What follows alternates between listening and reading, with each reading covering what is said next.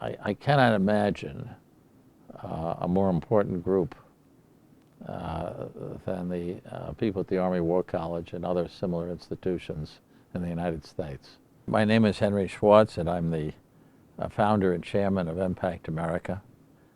I'd first like to say thank you for inviting me to address this conference at the Army War College. I thank particularly Professor Cindy Ayers, and to apologize for not being able to be there in person. I was scheduled to be out of the country, and I was unable to cancel that trip. But I very much would have liked to be there, and I hope I'll be at subsequent conferences. There's 300+ million people living in America, and we're totally dependent on all the things that have to do with electricity and electronics. And if we didn't have that, there would be no recovery in any recovery would be measured in decades if it was a total continental-wide shutdown.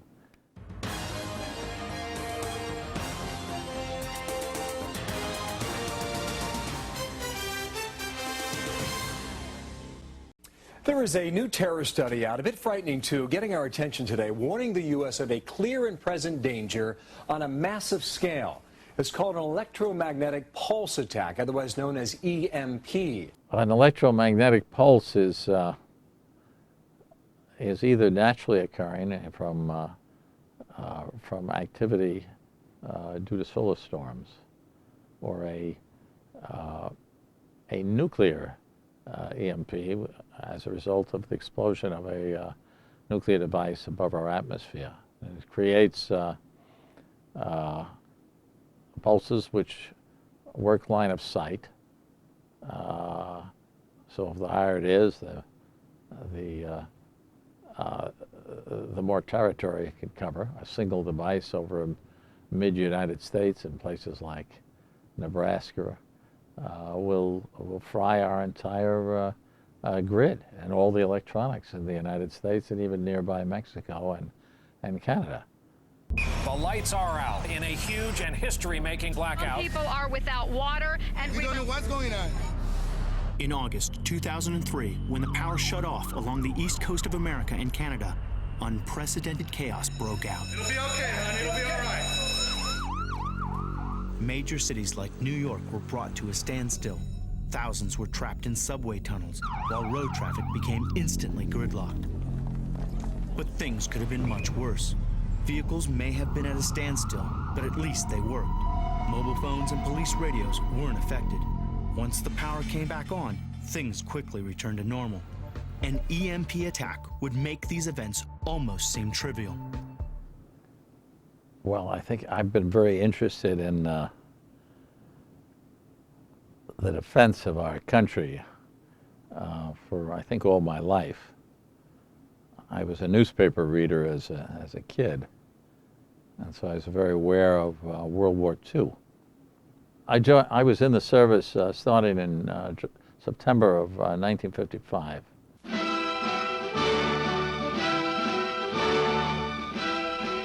America forges an ever tighter ring of air defense. With radar scanners probing the skies 24 hours a day, anti-aircraft men scramble to man the batteries of guided missiles that guard all important cities. In Europe, I was assigned to a unit that had intermediate range, at that time intermediate range, really short range today, cruise missiles. It's called Matadors, in the mid-50s. They were nuclear tipped. The B-61A is an Air Force pilotless aircraft formerly known as the Matador. A 12,333-pound surface-to-surface missile powered by a turbojet engine. It takes off from Patrick Air Force Base, Florida, and climbs on course to 40,000 feet toward its target in the Bahamas. Of course, we were right up against the forces of for the Soviet Union and its allies, and so we saw that, of course, there was always a great danger that our country could be attacked, that our people might be in action at any time. And during the Cold War, of course, nuclear attacks and counterattacks were part of the was the Cold War. I am Ralph Wells of New York City. I have one, and I consider it a good investment. Home fallout shelters are being built in all sections of the state. For free professional help in planning one for your family, contact your local Civil Defense Director or write to the New York State Civil Defense Commission in Albany. I never believed that we were in imminent danger, or that my family back in America was in imminent danger. Because I knew that the Russians were as concerned about their families as we were concerned about ours. So that the risk of a nuclear war was neutralized by the power of each of both ourselves and the Soviet Union. So it didn't come to pass, and I believed that while we were certainly concerned, it never was something that was in the forefront of my mind as highly likely. Most of us have believed that America is forever. Certainly a special place, certainly unique among the nations. But I don't think anything's forever if you don't take care of it. I'm really just a dairyman. I was born into a family of dairy farmers in Long Island, and people who operated small milk companies, became somewhat bigger. And I now operate other types of food plants that are related to that. I really did not at that time know anything about EMP weapons, but I certainly found out about it. And after looking into it, I realized that one of the things that Americans would not have is food, and I'm in the food business. So I decided to try to do something about providing a mechanism for at least as many people as I could help to survive as possible. And we called a meeting here and at our plant near Buffalo, New York. Steuben Foods in Elma, New York provides daily nutritional needs for over 200,000 people. 2% of our population is devoted to producing food for 100%. And it's dependent on factories like this that are large in size, dependent on inputs from far away. We distribute across the country. So as you can imagine, that same efficiency also makes us vulnerable. It's literally about life and death, as corny as that may sound.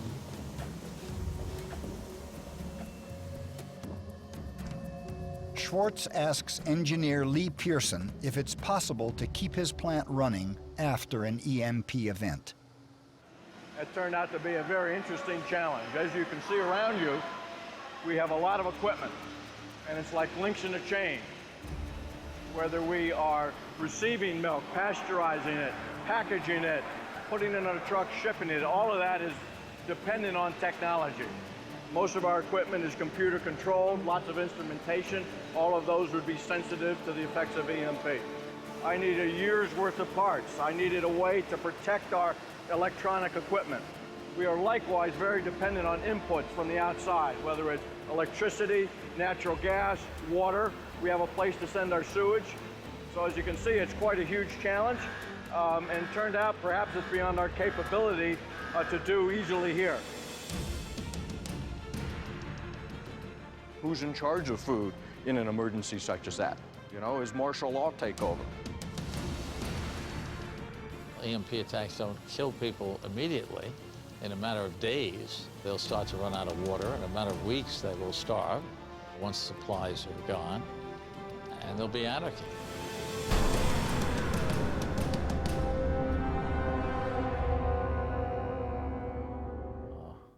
People who worked for us were interested, and I was amazed to see that after presenting the information, every single person in the room, and probably were 35 or so, said, we will work with you to try to do something about this. And that was the genesis of Impact America. If there is a single threat that overrides any other in its seriousness and its likelihood, and in fact, in the intention of our enemies, it's this threat, the threat of a nation that acquires nuclear weapons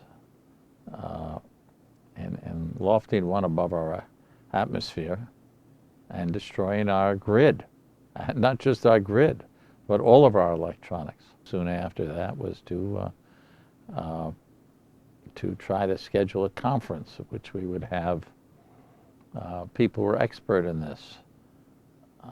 And we were very fortunate to get Dr. Peter Pry to join with us. He had worked for the CIA and then for the EMP Commission.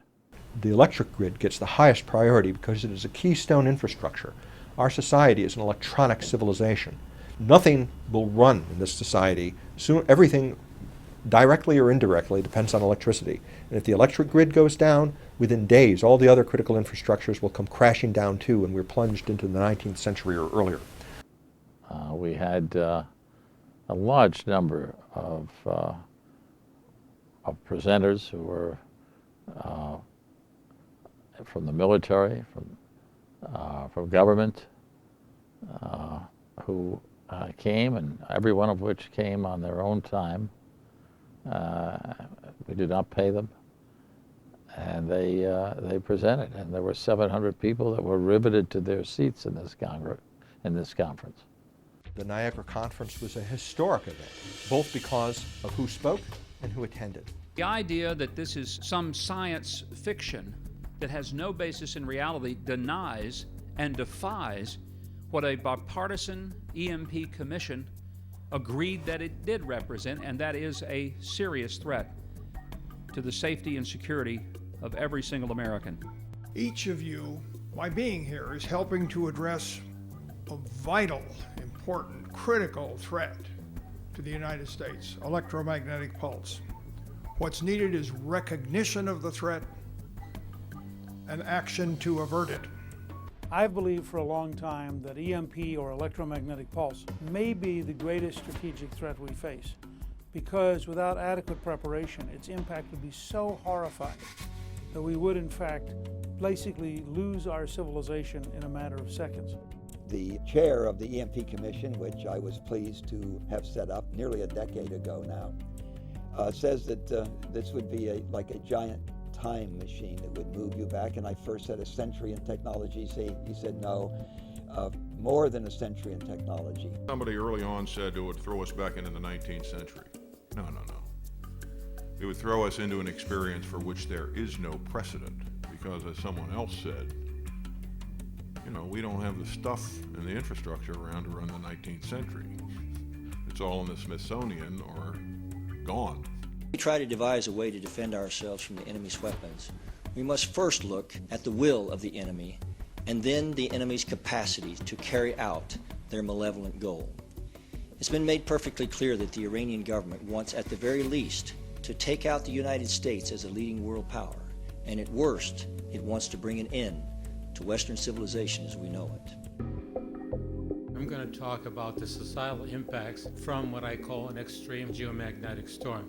People that say, well, nobody's going to do attack us with an EMP attack. They can't make that same statement about natural events.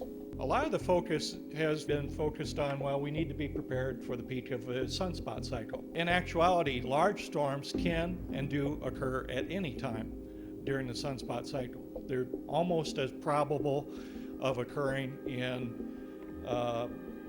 the next month as they are in the upcoming peak of the next solar cycle, which will be around 2012, 2013.